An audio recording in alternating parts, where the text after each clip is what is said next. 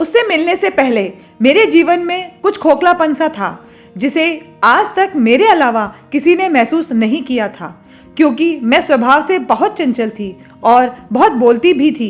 इस कारण मैं कॉलेज में भी और घर में भी लोगों से घिरी रहती थी। इसके बावजूद मेरे जीवन का एक दूसरा पहलू भी था और जीवन के उस हिस्से में आने की इजाज़त मैंने किसी को नहीं दी थी।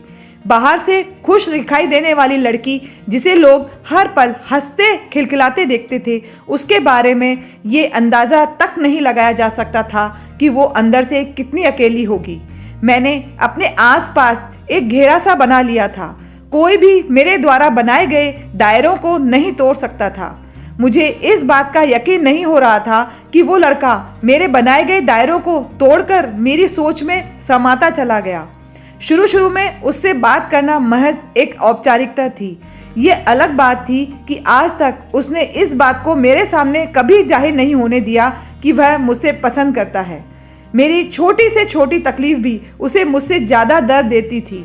कोई इतना भी किसी को चाह सकता है, यकीन करने में बहुत वक्त लगा, लेकिन समय के साथ मुझे इस बात का एहसास हो गया कि ये लड़का मेरी चिंता करता है, मेरा ख्याल रखता है। उसके प्यार में पागलपन था। मेरी खुशी के लिए वो कुछ भी कर देता था। उस लड़के ने बिना इस बात का जिक्र किए कि उसे मुझसे बात करना, मेरे साथ वक्त बिताना अच्छा लगता है, बड़ी ही चालाकी से मुझसे दोस्ती के लिए पूछा। उस दिन संयोग से हम दोनों कॉलेज में जल्दी आ गए थे और क्लासरूम में कोई नहीं था। उसने कहा कि क्या मैं तुम्हारा हाथ पकड़ सकता हूँ।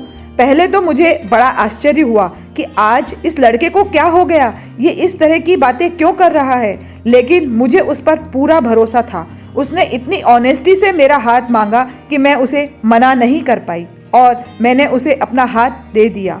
उसने मेरा हाथ अपने हाथ में लिया और कहा, क्या तुम मेरा दोस्त बनोगी?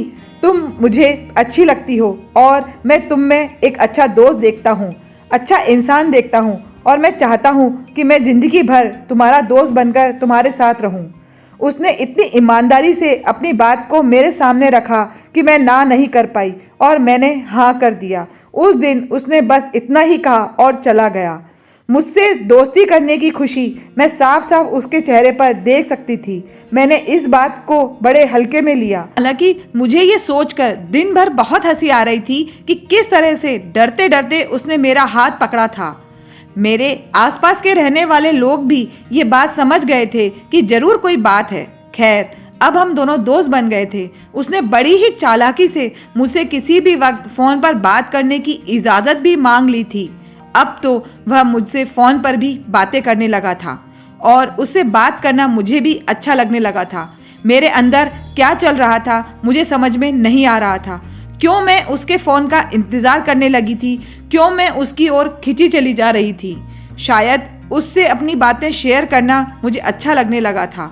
जब भी मैं उदास होती, किसी को पता चले ना चले, उसे पता चल जाता था और वह मेरी उदासी को दूर करने का हर संभव प्रयास करता था। एक दिन उसने मुझसे आई लव यू कहा। मुझे वक्त लगा, लेकिन मैंने भी अपने प्यार का इजहार कर दिया। मेरे हर जन्मदिन पर मुझसे ज़्यादा खुश होना, मेरे ऊपर हज़ारों रुपए मना करने के बावजूद खर्च करना, वो दीवाना था मेरा। उसने भी मुझे अपना दीवाना बना लिया था। बाइक पर अक्सर घूमने निकल जाना, कॉलेज बंक करके फिल्में देखने जाना, ये सब हमें अच्छा लगने लगा था। उसकी पूरी दुनिया बन गई थी मैं और वो मेरी। दिन तेजी से बीतने लगे। हम दोनों दुनिया को भूल चुके थे। प्यार के उस दौर ने हम दोनों को भीतर से बदल दिया था। हमने प्यार की ढेरों कस्में खाई और ढेरों वादे किए, पर वक्त ने फिर करवट ली। मेरे पिताजी ने 20-21 साल की कम उम्र में ही मेरी शादी पक्की कर दी। शादी पक्की होने के कारण अंदर से मेरा हाल बेहाल था, लेकिन वह मुझसे ज़्यादा बेहाल था। मेरा साथ पाने के लिए वह किसी भी हद तक जाने को तैयार था, लेकिन मैं जानती थी कि अगर मैं घर से भाग गई तो मेरे घर वालों का समाज में जीना मुश्किल हो जाएगा। कड़े मन से मैंने उसके साथ जाने से इनकार कर दिया। वह हर दिन सैकड़ों बार कोशिश करता कि मेरे फैसले को बदल पाए, लेकिन मैं नहीं मानी। मेरी शादी हो गई। अपनी शादी के बहुत महीनों के बाद मेरी उससे मुलाकात हुई। उसने अपना हाल बेहाल कर लिया था। उसने कहा कि वो मुझसे मिलने से पहले भी अकेला था और मेरे जाने के बाद फिर अकेला हो गया। उसने कहा कि वो हमारे कस्मों और वादों को पूरा करेगा। वो कहता है कि प्यार की लड़ाई तो मैं हार गया, पर प्यार की जंग जरूर जीतेगा। तुम भले मेरा साथ ना दे सको, मेरा प्यार तो मेरे साथ है ना। अपने प्यार के सहारे उसने जिंदगी में आगे बढ़ने की ठानी है। उसने कहा कि उसका प्यार सच्चा है, इसलिए उसका प्यार कभी उसकी कमजोरी नहीं बनेगा। मुझे अपनी गलती का एहसास हुआ क्योंकि मैंने उसकी जिंदगी को बर्बाद कर दिया था।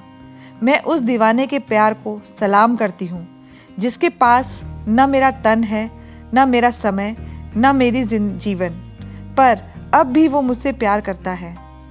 पर उस दिन उसने मुझसे झूठ बोला था। शायद वह बुरी तरह टूट चुका था, जबकि उसने खुद को बहुत बहादुर दिखाने की कोशिश की थी, पर वह नाकाम रहा। वह लोगों से दूर होता चला जा रहा था और लोग उससे, बुरे लोगों से दोस्ती जो कर ली थी। वह शराब, सिगरेट और ड्रग्स का आदी हो चुका था। वह बुरी तरह डिप्रेशन का शिकार हो गया था और अंत में एक दिन उसने आत्महत्या कर ली। ये था हमारी कहानी का अंत। मैं ना तो जीते जी उसके साथ रह पाई, ना उसके अंतिम समय में उसका साथ निभा पाई।